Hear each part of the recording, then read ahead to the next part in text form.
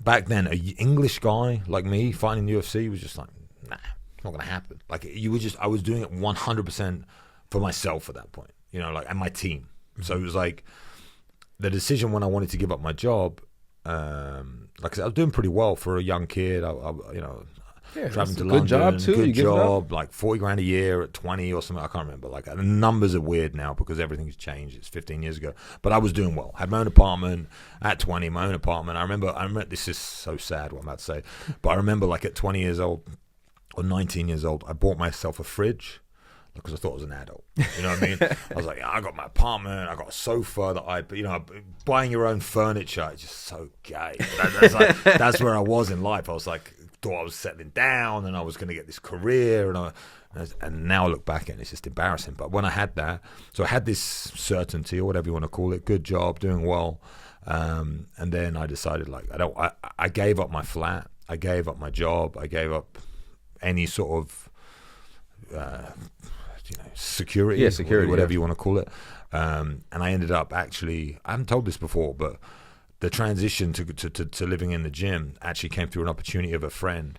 So when I gave up this job, my friend ran a clothing store, and he wanted to open a second shop up, and the shop that he wanted to open up was in Chelmsford, and I started working with him on this shop. It used to be called Blue Orange, and it was like a designer, what you call like an independent. So it was like a shop that used to house different designers, and we would go to the buyers and pick the items and all that sort of stuff.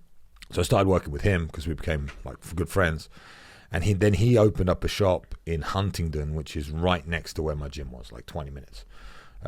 So I like ended up moving to Huntingdon when I quit this job to work in this clothing store, but I was dead broke, had no money, didn't have a house to live in Huntingdon, so we slept in the stock room of the shop. So my life became like we'd work from 8 a.m. to 8 p.m.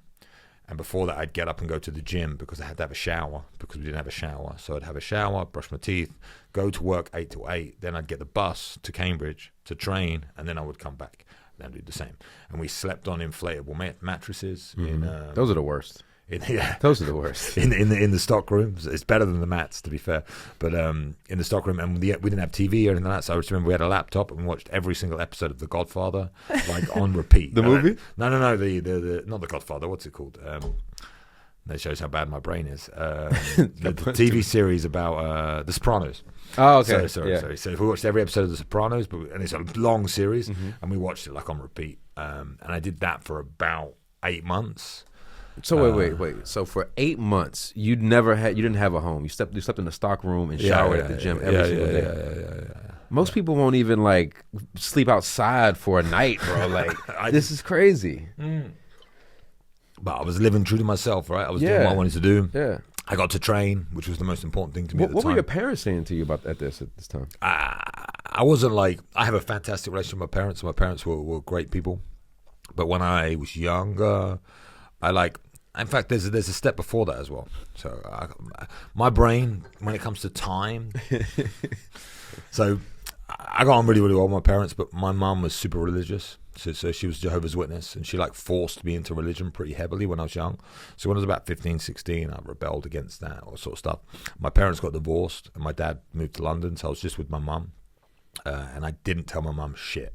My mum was like she still is. They call it like a helicopter parent. Is that the right phrase? I don't know what that is. It's like when a parent's always buzzing around their children, like a helicopter, like on top of them all the time, everything. So it got to the point like I would never tell my mum a single thing. Like if I had a girlfriend, she didn't know because she would ask me 1,000 questions. Yeah. Right?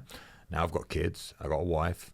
My mum and my wife are friends, and I say to my wife, "Don't say shit to my mum because if you tell her anything, she'll ask you 1,000 questions." And now she understands because my mum's like, it's from a good place. Yeah, of course, she's your mom. She's freaking out. Yeah. But it was fucking infuriating. So I like didn't speak to her much about a lot of things, and then I was before I was working in this in the logistics company that I ended up quitting. I was working I used to run a restaurant so I said I was a busboy, cocktail barman, security.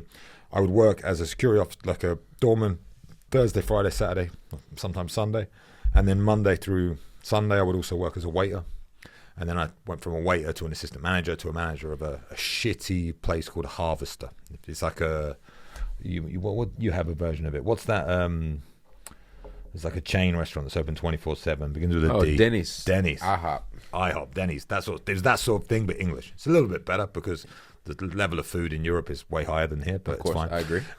But yeah, so I worked in a harvester, and then I got a job offering in Peterborough, which is like an hour up, closer to my gym again. So I moved there to run as an assistant manager to run this place in Peterborough. And it was the worst performing harvester in every single harvester in the whole country. And there's like 500 or something ridiculous. So it was the worst of the worst of the worst. And my manager at the time took me, and I was 17 or 18 or 9, I can't remember. And I lived on my own in this fucking restaurant above. So the restaurant was like pub on the bottom floor, restaurant on the middle floor, my house on my, like where I slept on the top floor. So I had a bed, which was good. Okay. And I just used to I was just a workaholic, so I used to work like crazy and all that sort of stuff. But that was my first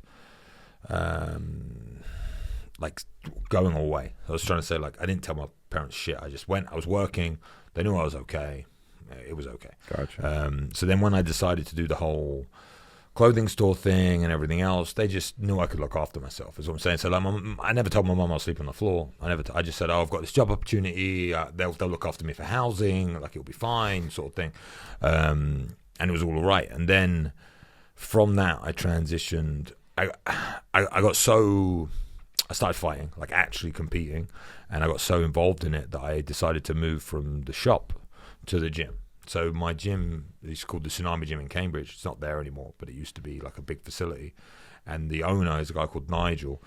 And I said to Nigel, if I could sleep in the gym, because it was a big place, I'd like look after it at night. I'd be the receptionist. Like, I just could sort me. Because I was getting bored of getting the bus back and forward, having to work all day, all this crap. So I transitioned myself into living in the gym, and he gave me like a dark room, like it's like a storeroom. That had mats in it that I could sleep on the floor. Did he say that you were fucking crazy? No, he loved it, bro. Really? He loved it, yeah.